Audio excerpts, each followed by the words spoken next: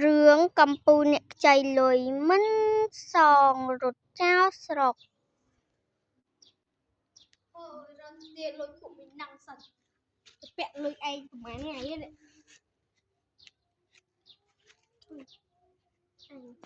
ដៀលលឹម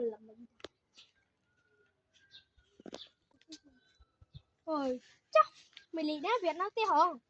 មីណាំងរត់ចោលស្រុកមកមកចកែទៅចេះទៅឲ្យមើលចកាវាសិនអញមកដល់ចកាវា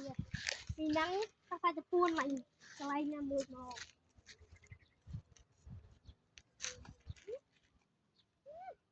បាក់នេះមិនលើទៀត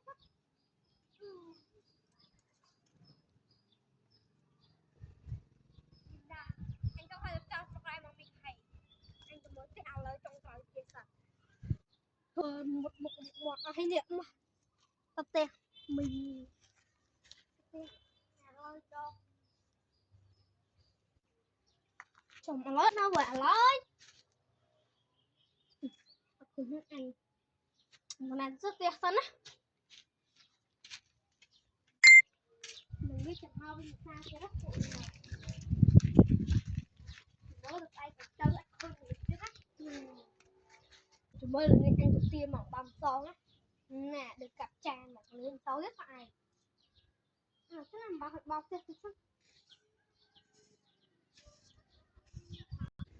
អើយបោះនៅក្រៅម្ដងក្នុងឃើញបោះរហូតអីអ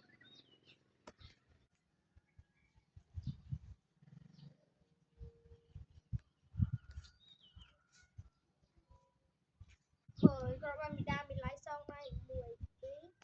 3បានប៉ុនណាម្ដុំណា1 2 3 4 5 6 7 8 9 10បាក់មីដា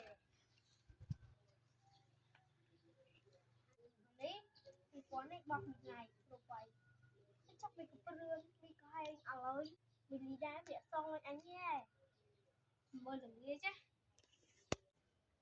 ជម្រាបលាបងប្អូនបងប្អូនណាតាមដានរឿងរបស់ខ្ញុំ